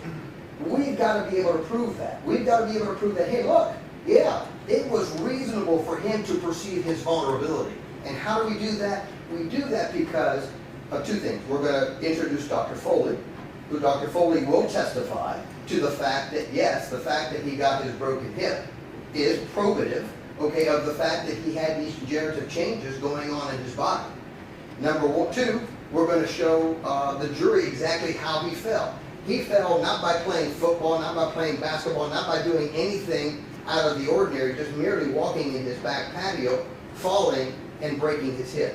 I think the court would recognize that someone in their 50s, if they fall on a patio, are probably not going to break their hip. But the minute that you become Mr. Reeves' age with those types of changes to their skeletal system, then it becomes more likely. And the word likely is what we're trying to prove. Yes, it has a tendency to prove that, in fact, Mr. Reeves' perception of his vulnerability was accurate. And that's what the jury has to do. If we're not allowed to do that, then we're stripping Mr. Reeves of this very vital defense. And that's a jury instruction. It even tells you in the jury instruction, Your Honor, and I don't have it here with me, but it tells you in the jury instruction that the jury should consider the physical capabilities of both the defendant and the victim. That is the jury instructions. And so if the jury instructions is telling you that, and this deals with an individual that his physical capabilities were much more vulnerable because of his age and his deteriorating condition, how can it not be relevant? How can it not be probative? I'm sure Mr. Martin doesn't want that because it is so powerful for us. But to take it away from us based upon case law that's directly on point, these cases are directly on point in that these were subsequent acts. And in every motion that we responded here, that was our goal, is to give this court cases that have done what we're asking this court to do, so that this court can be on solid ground to say, okay, if that court has found that that is in fact relevant and it was a subsequent act, and it has a tendency to prove the fact that Mr. Reeves was right, that he was vulnerable, it's crucial to our defense. Thank you. Mr. Martin? Judge, I refer the court back to the standard jury instruction 3.6 right now. When we're talking about self-defense, when an individual puts forth a claim of self-defense, what is relevant is what that individual knew at that time. That is what is judged. Now, we're going to have some arguments and issues later on with Dr. Foley, because you remember Dr. Foley's testimony was, I didn't examine Mr. Reeves. He also indicated people have different thresholds of fame. He doesn't even know if Mr. Reeves was aware of the changes in the bone density that was going on, because it just happens under the skin and you don't know about it. So when we're talking about a self-defense claim, it's what the defendant knew at the time. That's what he brings to the table. Not having changes going inside your body that you don't know about can't be brought to the table. And so it's not relevant to the decision-making process if you aren't cognitively aware of the fact. If you're not aware that your bones are ostracizing, whatever that word is, getting the bone is changing the density. If you're not aware of it, then how can it affect your decision-making process? Now, Mr. Escobar says, well, we've got these cases that are very robust. These things happen afterwards, therefore they're relevant. Well, what cases did he cite? He cited Williams Rule cases, where we talk about state of mind and intent, where bad acts after whatever the crime charged was to prove the individual's state of mind at the time of the crime charge. Well, that's apples and oranges. There's nothing robust about that at all when we're talking about Williams Rule type of evidence and that criteria of relevancy, as opposed to a self-defense claim where the relevancy is what he knew at the time. So that's where the court needs to separate the defense argument from the state argument, and what occurs 10 months later. He doesn't know what's going to occur. There was no testimony, you might recall from the defense, the defendant at the time of the hearing, about he knew all the little things that Dr. Foley was talking about. I mean, he did his physical, I can't do this, I can't do this, is this consistent with? But it didn't cover it all. And so that's why the state brings this to the court system.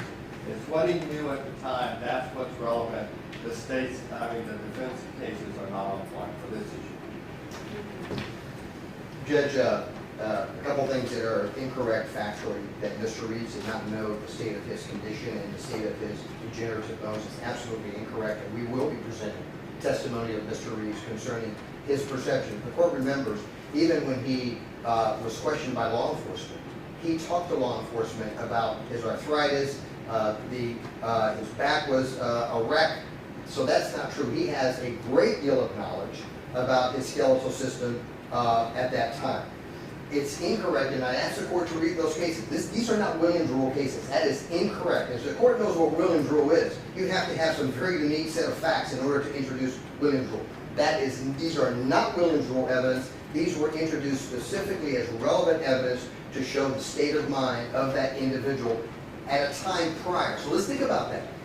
A subsequent event that's being introduced by the government in order to prove the state of mind of the accused at a previous time. Somehow, Mr. Martin thinks that what's good for the goose is not good for the gander. Meaning that, oh well, if this was in a prosecution, the prosecution can do it. No. What's good for the goose is good for the gander. Whatever the prosecution can introduce to prove that state of mind, so can the defense prove that state of mind through the evidence. And so, Your Honor, I would ask the court, if the court has not read thoroughly these particular cases. I know the court had made a decision previously.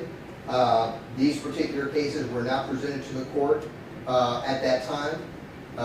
This is really a very crucial issue for the defense. And frankly, I think that if for some reason, and I say this with all disrespect, if the court were to get it wrong, it's clearly reversible. The problem is that if the court gets it wrong and it's reversible and Mr. Reeves goes to prison, the chances that he'll be able to come out after the second district makes a decision, it's not good. He lost 40 pounds when he was in jail and we had to go to the second district to get him a bond. And so the only thing I ask for the court, we have given you a very thorough memorandum, but I'd ask the court to read the cases that we cited because I frankly think that they are on point. And there's no distinction whatsoever. And the unique issue that this jury is going to have to decide is, was Mr. Reeves' perception of vulnerability at that time, taking everything that Mr. Reeves is all about, including his skeletal system and his degenerative changes, I've got to be able to prove that. And one way to prove that is to say, you know what? He was right. He was walking on his patio, fell down and broke his hip. I think that's very, very relevant. And remember, the threshold of relevancy, especially in the defense case, is very low. Thank you. And I also have to remember a 403 analysis. If there is relevance to it, does its probative value outweigh its prejudice?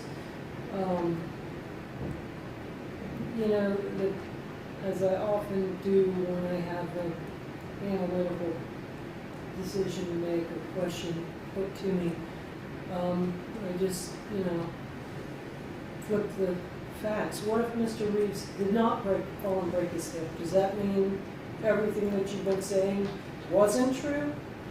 That's not, that's not how it works. And I'm well aware that there are that subsequent acts isn't an automatic bar to admission, so let's get that out of the way. But in this case, there's no way that Mr. Reeves would have thought that he's going to break a hip. All of his aging and all of the testimony about his frailties. He's 71 years old. Of course he can testify to his, he certainly able to testify about how he felt about himself, that he knew he wasn't the guy that he was in his 30s. Of course, but there's no way that he could have predicted that he was going to fall and break his hip. And there's no way that that could have been playing in his mind at the time of the incident. In general, his frailties, certainly, I don't have a problem. But the problem I have is that's almost bolstering, if you will. See, he was right. No, that's not really how it works. Your Honor, you know that Dr. Cohen is going to testify. You remember Dr. Cohen? Mm-hmm. She's going to testify that that is at the forefront of elderly people's minds, meaning falling and breaking their hip. The reason being is because it is so prevalent out there. How many times, and not only breaking their hips, when elderly people break their hips, their incidence of death is enormous. So no, I think that, Mr. Reeves' vulnerability in realizing that, hey, if I get hit by this guy, I could break a hip. I could. Not a problem. Not a problem. But not the fact that he did break his hip. But that's how I prove that it's reasonable. No, you don't. No, you can't prove that it's real. It has to be, the jury has to find that it's reasonable. And would it be reasonable for a 71-year-old man to feel that he was frail? You don't have a subsequent act that happened as proof. See, I told you he was frail. No, that's just not, I take distinction from all the cases offered and your arguments. I'm going to draw the line on this one. No, the probative value, it calls for sympathy from the jury, and I don't find that it has any probative value other than bolstering the, what he's already going to testify to, that he felt frail. Okay, 71 years old, have at it.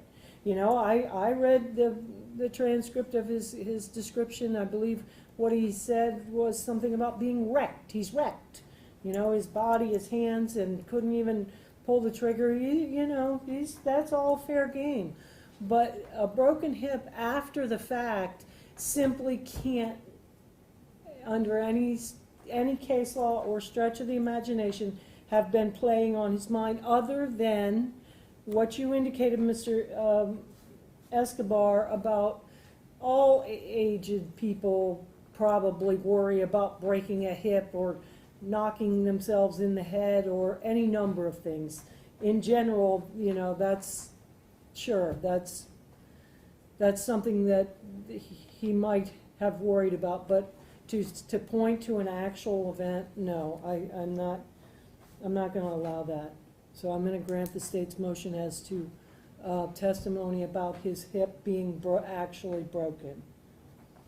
I'll provide a court an order tomorrow. I apologize, it must be on my Okay. desk, so I'll provide it tomorrow. And Bailiff, Your Honor, if I could get my exhibit back running, just like take my time. Yep. If you're finished with it. Thank you.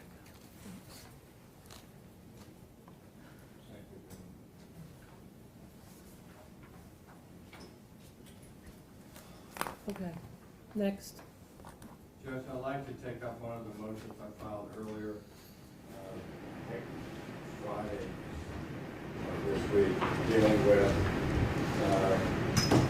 the fact that Mr. Reeves, while he was at the police department, had a bout with cancer. The argument is the same that I made with the broken hip. He did have a bout with cancer. Apparently, he successfully battled that. But to go through, my life history, I had cancer.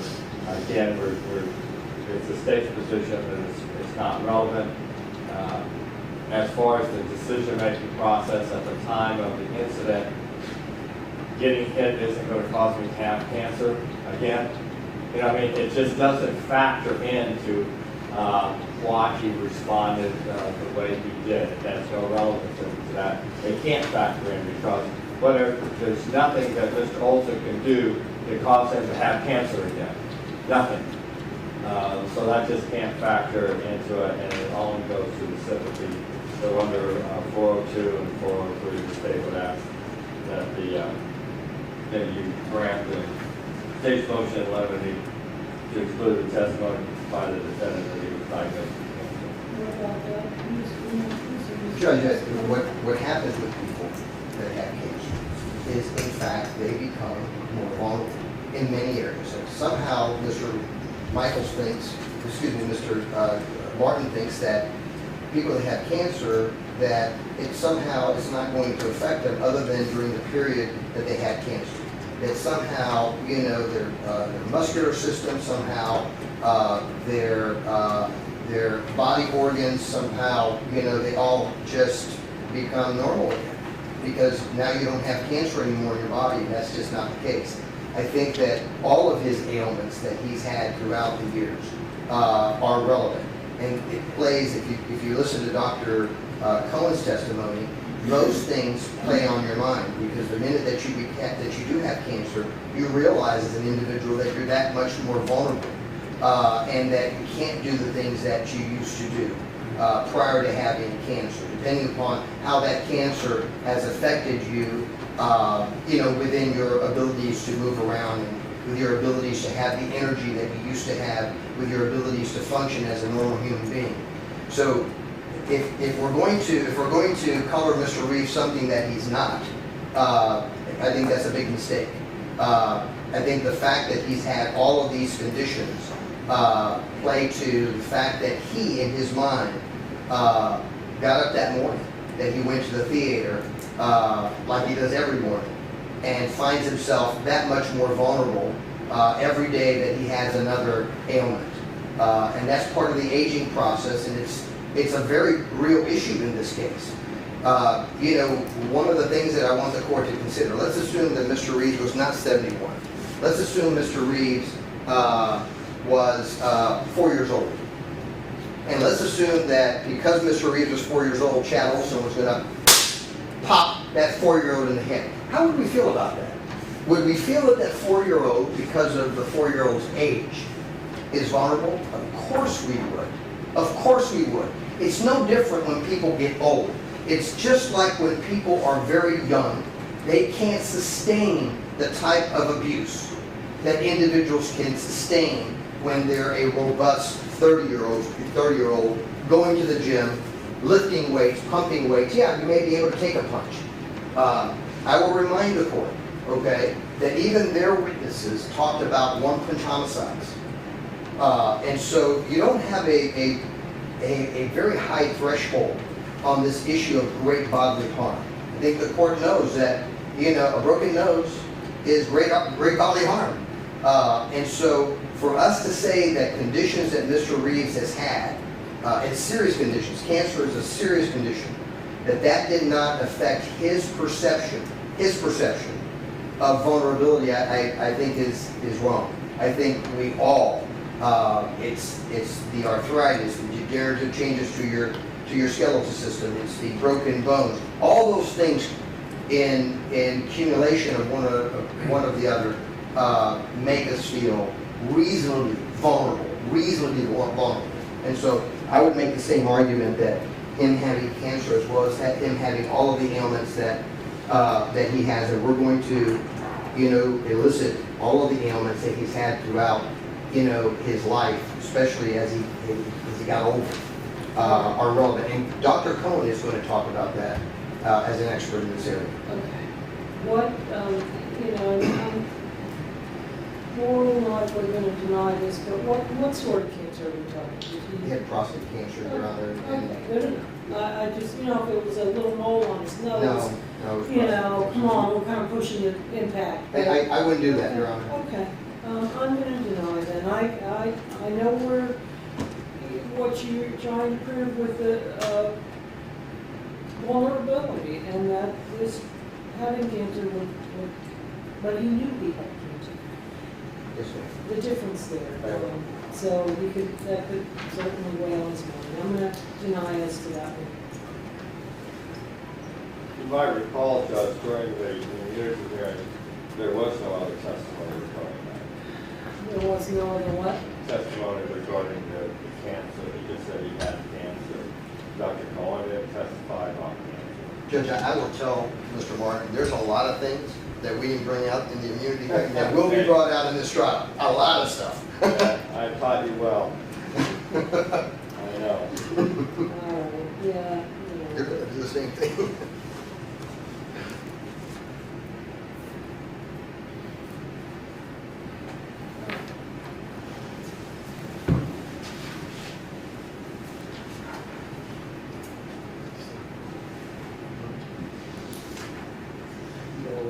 Yeah, now we're gonna check you out. Not checking me out.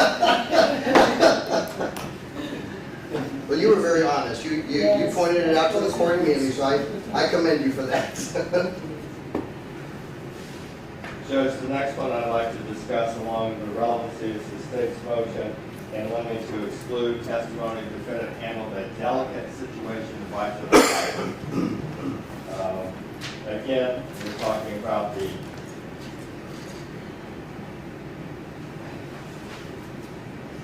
he didn't go into what it was,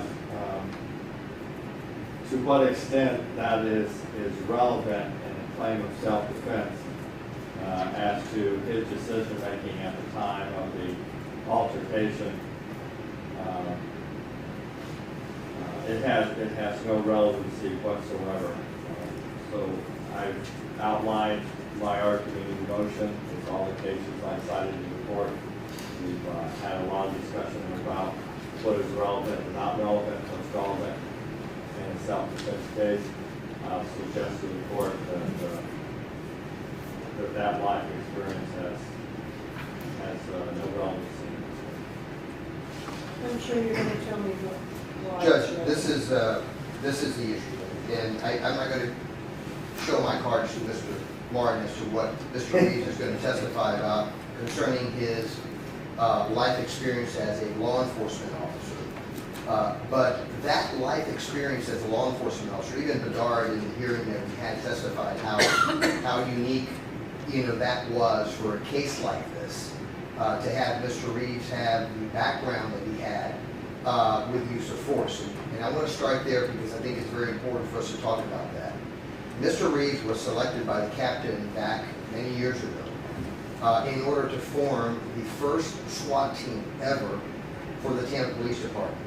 That was a incredible feat that he was asked to do because he had the responsibility of not only educating himself, meaning going throughout the country, taking these particular courses dealing with use of force, but more importantly, educating the men that were going to be working under him. He was a captain of the SWAT team at the time. And so, as the court knows, and I believe Mr. Reeves testified about this, he had extensive experience out on the street, both as a patrolman and as a detective, on how things and how quickly things can change in the life of an individual out there in the community. We've argued the cues that law enforcement has to adhere to in order to prevent something tragic happening to themselves while they're out in the line of duty. It's important to look at the self-defense instruction because the self-defense instruction is a preventative instruction. In other words, it contemplates you not waiting for that first blow. You can use deadly force to prevent that particular forcible felony and that particular act, that felonious act of striking that can cause great bodily harm or death. You don't have to wait to say, okay, give me the first punch and then I can pull my gun out and kill someone. Because after that first punch, you won't be able to pull out your gun. You may be dead. And so his life experiences out there as a law enforcement officer in narcotic cases, in domestic violence cases, in homicide cases, and SWAT cases are all going to be factors that this jury is going to have to hear and consider. Because again, it is not Joe Blow jury that is a surgeon at Tampa General that puts herself in those shoes alone. She's got to put herself in Mr. Reeves' shoes.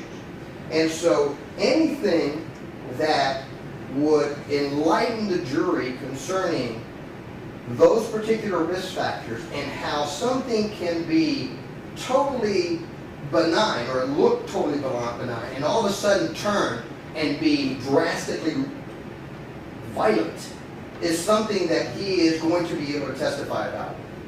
You know, one of the things in this case that is monumental in the evaluation of this threat assessment is the theater. I go to theaters all the time with my wife. It's my Sunday routine. We go to the theater, we go to the Cine Bistro, my wife and I, late in the afternoon, because then, you know, I go to bed and I'm ready for Monday, right? And I can tell you, I'm 64, in my 64 years as I stand here today, I have never had anybody stand up in a theater yelling, screaming, cursing, threatening anybody. And so as a law enforcement officer, when something so outrageous is taking place in that setting, it is a cause, it is a cue that that particular individual is totally out of control. And that individual is more dangerous with or without a weapon than anyone can imagine. Those are the experiences that Mr. Reeves uniquely brings to this case. Most individuals that pull a gun and shoot someone in self-defense don't have this background. Mr. Reeves has this background, and the jury has to consider that background and all of his life experiences while he was out on the road, when he was doing homicide detective work, when he was doing SWAT work. In order to determine, that jury's got to say, okay, Mr. Reeves has told me about all these instances, these one-punch homicides, which I've defended one-punch homicide.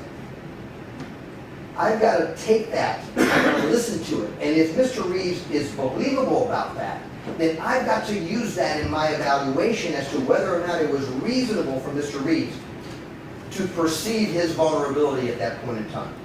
And so that's what this particular issue is about. I know Mr. Martin doesn't know the particulars of it. He took extensive, depositions of Mr. Bedard. I don't believe that he touched upon this issue with Mr. Bedard. But there's going to be testimony of this issue and many other instances that Mr. Reeves was out there serving our community as a law enforcement officer, protecting our community, that gave him the knowledge and the experience to be able to deal with a situation in the right way, in a reasonable way. Mr. Martin, do we know what we're talking about here? I have no Delicate idea. situation? I have no idea.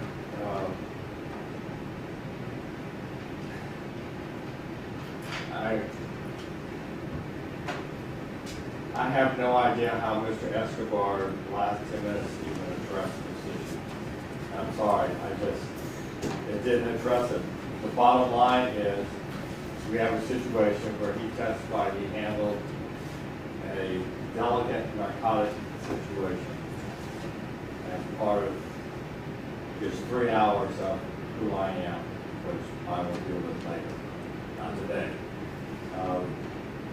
So I have how can that apply to his decision-making process as far as use of force in handling a delicate situation in vice narcotics?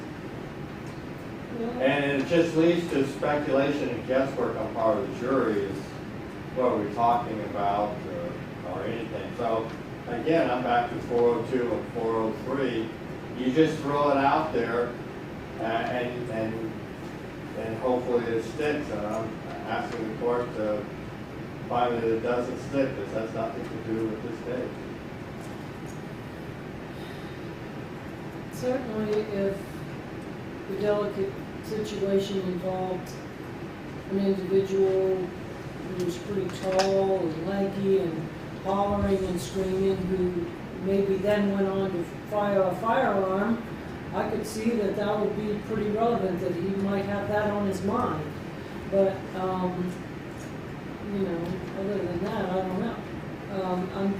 I'm inclined to just leave this and we'll have to do a proffer, I guess. It shouldn't be long, I wouldn't think, and, I'll determine if it's relevant or not.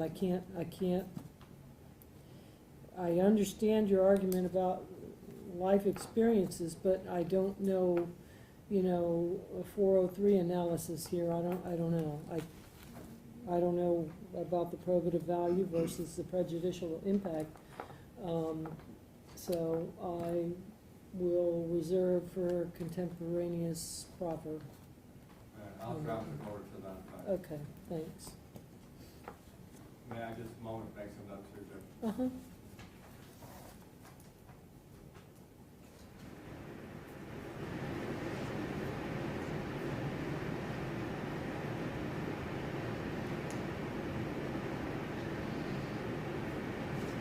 How that typed up and how it's wasteful. All right.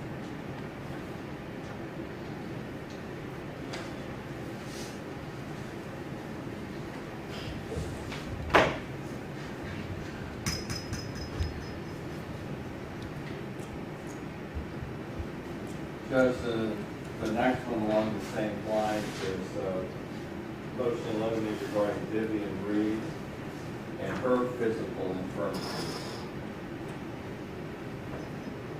There was, you might recall, I'm sure you do recall, that there was testimony, I believe, from not only Mrs. Reeves, but even possibly from Jennifer Shaw, let's hold it to that,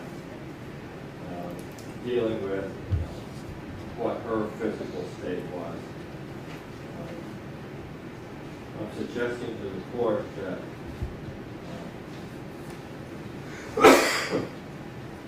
her physical state is not relevant to the extent that it's not known to the defendant. If the defendant takes a stand and says, my wife has A, B, C, then that's fine. But we can't infer that what he knows of her ailments. He can testify to whatever was in his head. That would be fine. But for her to make a laundry list of everything that's wrong with me, and then imply or infer that that is the knowledge of the defendant, well, that would just cause for speculation on part of the jury as to what he actually knew and to what extent he even considered it. So that's why I ran the motion. I did the same thing. I objected at the time of the immunity hearing. Does the court have my exhibit? I attached the discussion that Mr. Michaels and I had with the report. I argued that it was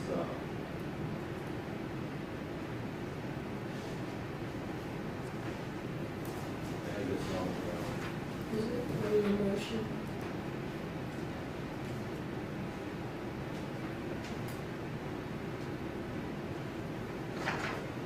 She talked about her knee replacement, the treatment that she's had over the years, and this was Jennifer Shaw talking about her mom.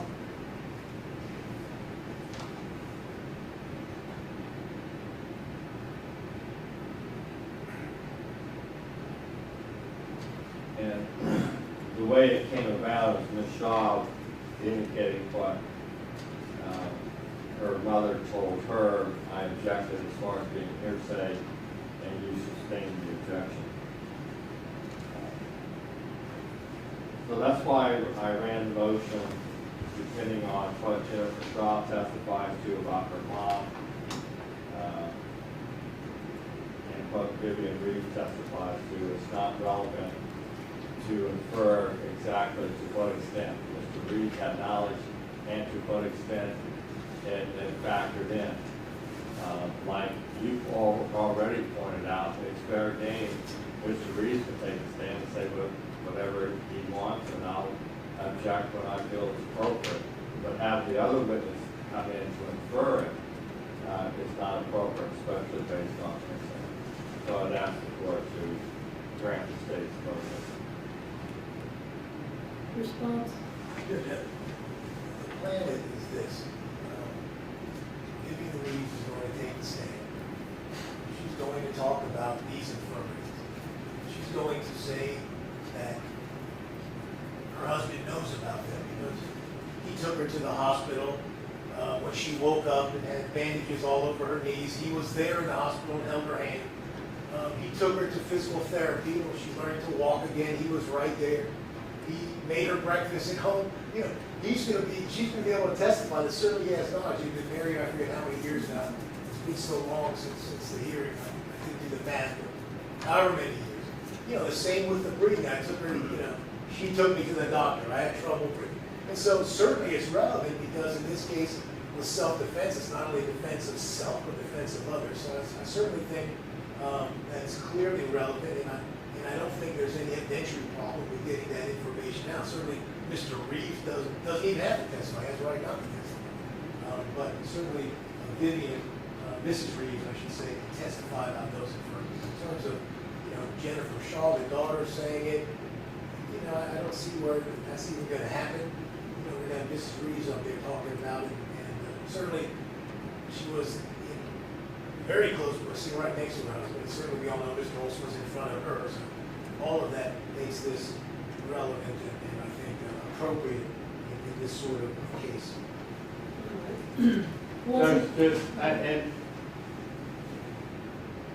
Some point, it comes to, well, that's more appropriate for cross or whether or not you leave it out. But you might recall that Mr. Reeves left his wife alone after the conversation and altercation, that wasn't pleasant. It was so unpleasant and disturbing that he went and complained to the manager and left her there. So, to say that what is in his head and how, to what extent he did what he did, it kind of begs the question, can you infer what he knew about her and how that played in his decision making? And then, so it goes back to speculation on part of the jury about what he knew, especially given the fact he left her there alone with Mr. Oulson sitting right in front of her. So, that's, that's where we're at. I get that, and I understand what you're getting at.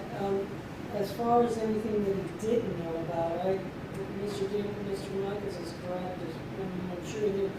Was there something that happened afterwards, major, that came out, or is it just like her knees, breathing? Her knees, her breathing, her arthritis, the things that he knows about from living with her, taking her to the doctor, and all of that. All right, and I think my prior ruling was basically a sustaining of a hearsay objection primarily.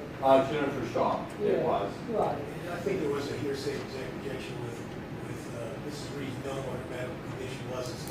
That caused me to go down the line and say, well, did you have pain in your knee? Did you go see a doctor? Did you wake up one day after surgery or that sort of thing? But yes, yeah, no, I'm gonna deny that one. And just to clarify, that as I recall, Jennifer Shaw was asked, what did your mom tell you about her injuries? Isn't that how it went, something along those lines? And I sustained on a hearsay objection about that. You sustained on hearsay objection. Okay. All right. That's, I'll deny on that one. I think that's fine. And real quick, Mr. Martin, something's been making me chuckle every time I look at this docket. I don't know, when you said you'd have something typed up, either you or somebody in your office, your autocorrect or something must automatically make everything that's supposed to say proffer into proofer. Have you noticed that? I've seen that 100 times on the docker. I'm like, what? What is that? What is it? What is a proofer? Did I miss part of that? And then, it's that I thought that was comical. Yeah, Mr. Michaels gives me grief about my grammar. It's just a funny looking word, a proofer. Well, What does that mean? Grammar's good, it's just the type. The Yes. typing's awful because my B's are P's and my A's are whatever you get to like. And it's awful, so I Well. chalk it up to a learning disability. Oh, well. I passed the bar. That's it. That was important. That was important. You can harass me all you want about I'm the other stuff, still- and I'll take it to try. I'm still But lamenting it the is loss of, embarrassing. the loss of word perfect that I used to use in private practice. And now Yeah. everything's word that it makes, I feel like it's communist or something. It makes you do what it wants you to do. You But can't have a it tells you, choice. you put in a word and it tells you, no, you don't want this word, Right. put this one in. I'm like, no, I want the word that. Yes, yes. And, I've begged for years, can't we all go to word perfect? Long as you understand what I was trying to I do. write, I, then I appreciate that yeah. you do that. All right, what next? We're getting close to wrapping it up probably. The rest will be kind of long, Kind of long. because we're done with the quick, we did 5 quick after one long one. So Yeah. what we have left is 3 dealing with defendant's character. Mr. Escobar would argue one of them doesn't involve that. But we have those 3 left, Okay, and the state's motion to redact the statement. okay, right. That's all that's left as far as the state. Defense has the motion for a material witness. I think they want to do probably before we do. And maybe now's a good time to stop, because I've got some stuff to do to Mr. Escobar tonight, so I'm gonna be working. If we can, hopefully finish tomorrow, do you think the court, We got I'm willing to stay a some- little bit late if need be, but I'd love to I be able think to we're stop gonna tomorrow. finish tomorrow. Okay. Yeah. Okay, we'll get done as much as we can now. One thing, didn't I see, did we still have stuff outstanding on Mr. Knox? We do, Your Honor, and this is what I'm gonna propose. We brought Mr. Knox in on a scheduled motion date, and then we had this issue with the court reporter, and so that day was canceled. Every time we bring in one of my experts, I just got a bill for, paid for $17,000 for one appearance here. Mr. Reeves is not that kind of wealthy, individual, and so what I would propose with Mr. Knox is, maybe, I haven't spoken to Mr. Martin about this, but that we have that argument before he testifies, so that we can avoid that additional charge. I think Mr. Martin and I agree, the motions have been well